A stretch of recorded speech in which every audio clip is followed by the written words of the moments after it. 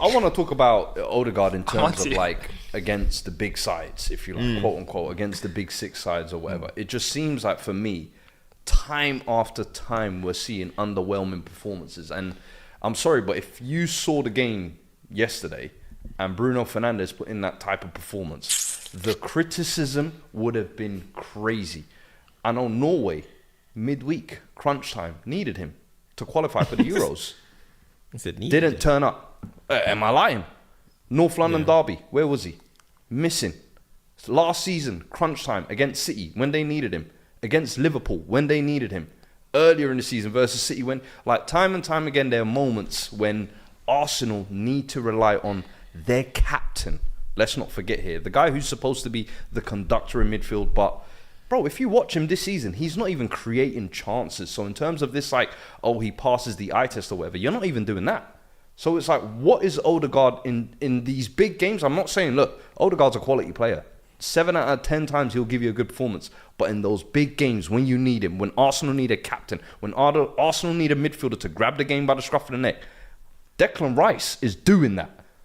But Ødegaard, you're the captain here, bro. And time after time now we're seeing it. What's going on? Poacher guard. What is going on? And this season he's turned into a poacher where every time he gets to the edge of the box, bro, he's not even looking up. He's just shooting. It's weird, like, isn't it? Chances created, the stats nerds I'm sure will tell you, he's nowhere near them. I think he's created 2 chances this season. It's awful. 2. Like his assist numbers, if you look at them, they're awful. And I'm constantly told that this guy, he's a natural creator and a playmaker. And I'm like, okay, in the big stages when he's needed, where is he? So what do you think the change is though from this season and last? For Ødegaard. For Ødegaard in particular. I don't think for the fact that his chances created, as we're talking about his chances created. I think this season, what he's realised was last season there was a goal scoring form he hit. I think there was 15 in the league or whatever.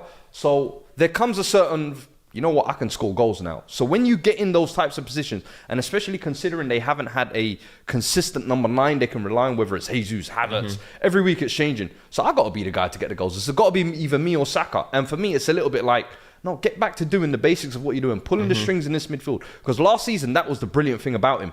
Picking up in that right half space, as they were saying. Xhaka doing that secondary role or whatever. But you're not even doing that. And there was times yesterday, bro, he gave the ball away in the most simple chances. And I'm just looking at it like, Arsenal fans themselves are looking at it like, what is going on here? So for me, it's like, is there big game questions? Is there big game allegations? Because if this was Lukaku, if this was Bruno Fernandes, we have longer history of it though, innit? FC. Hold on. FCM court is round the corner, brother. Court is round the corner, brother. That's all I'm saying. And the cases are building up right here.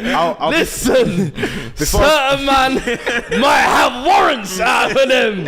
We're saying what? Hey, you're saying what? This is listen, civil court. I'm there if you are, bro. Hey. If you have cases for me, send them to my DMs. We will be monitoring this guy very closely. What I would say before I hand over to Leah's quickly on this is a lot of Arsenal fans have been discussing this for a long time, because I remember last season I came out and I said, well, I feel like he does rise up sometimes. And there was a game where he got an assist and they're like, yeah, but that was this game. The rest of the games, we don't see him in these moments. And I guess sometimes it's hard as a creator because, you know, sometimes about taking the game of scruff of the neck, sometimes like a Declan Rice who's combative and everything, you can kind of see the value. But as you said, when you're that person in the team where it's your pass does this, you doing this key movement does this, it's like you're needed.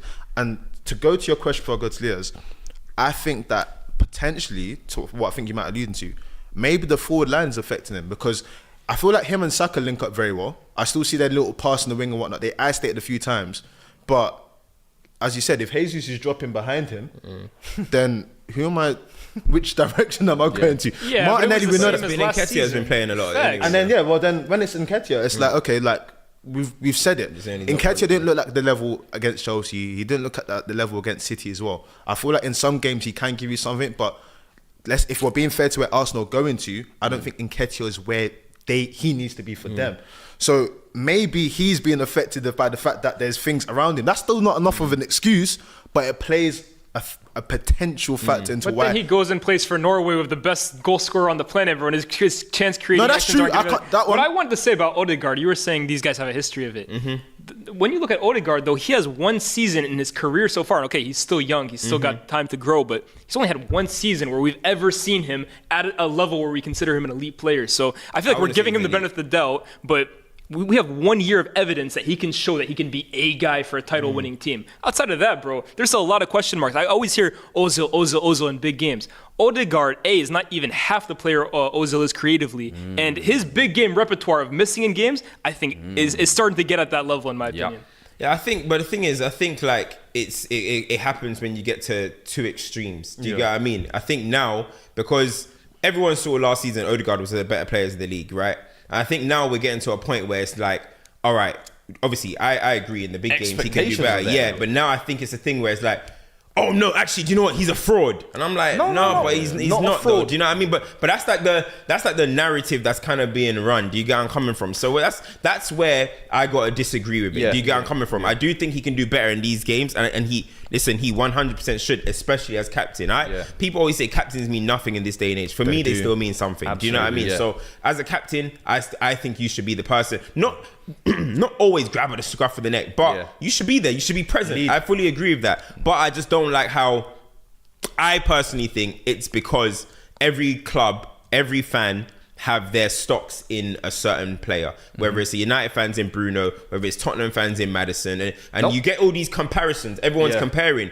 So then as soon as one does this, it's like, oh no, he's a fraud, he's a da-da-da-da. And I just think it goes a little bit too left. I don't think Ødegaard is at a stage yet where he's a massive concern. That's no. I don't think what I'm saying, the conversation here, I don't want it to be, Ødegaard is a fraud and whatever. I just want to say, in those big games, we are noticing you're not there. It's a pattern. And I thought last season he scored in a couple big games though. Yeah, but you can score in also. He's a creative midfielder, bro. His role on the pitch is more than just scoring goals. But he scored in them. He turned. Was he good in them games? United games. But this is where we go. But was he good in them United games last season? This season he wasn't that great in United games. United were the only games. What was the other one?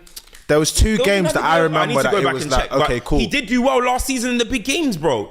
I'm telling you, he didn't do bad in the big games. The Arsenal fans will tell you that there's a lot of big 6 games or whatever that they feel like he needs to do more. There's ones that stick out to us because he's probably against our teams and whatnot. But they will say that they haven't seen. Last season, what was Ødegaard like creatively? Would you guys say he was poor creatively last season? No, I would have said better. Last season he was at his best because he was goal scoring and he was creating as well. Yeah. This season, what I feel like is he's become almost too focused on goal scoring that it's taken away from his creativity. And I'm like, okay, can we at least get back to the simples and the basics? And yesterday, that's what I'm saying. It was those simple passes and those final through balls that weren't coming off. And I'm questioning now, is it a confidence thing? Is it a big game thing? Is it the lights get too bright in those big games? That's what I'm asking. I'm not saying this guy's a wash player. As I said, he's a quality player. He's one of the best last season in the Premier League. But can you turn up in the big games when your team needs you? Because now in back-to-back games for your club and your country... Okay, but this guy... Lads, hold on. I know you're a big Ødegaard fan. I know, but we have to be honest. Who watched Norway? Norway v No, did you watch it? That's a big game. Did you watch it? I did. No, you didn't, Fuad. No, you didn't. You didn't watch the Norway game. He didn't run off his agenda, so he can't continue it. Did you watch the Norway? Do watch international. Fuad, did you watch the Norway? I watched the Holland game and the Spain game. You watched the Norway game then, yeah? All right, cool. If you're saying you did, but when how we're saying like, and in the Norway, I just feel like man just looked that Norway didn't go through, and then they say, okay, that's what I'm saying. Unless you watch your eyes, Norway was smelly as a whole. What I want to say on this is Spain, they're better team than ultimately, because we're speaking about from the Chelsea game. The reason why this is a topic anyway or place of conversation is because at the end of the day, if Arsenal are going to compete with the rest of the teams that are kind of like bubbling around and they're trying to keep their city, he's going to be a key factor to that. Champions League, he's going to be a key factor to that as well. I trust Ødegaard's going to rise up this season. And that's what I'm saying. Ultimately, and everyone's going to feel seen. I'm mentioning it now in October, because there's still plenty of time in the season to turn it round, or there's plenty of traps there where we're going to look back and say, hey, this is now a recurring pattern. I'm just making note of it. That's all I'm saying.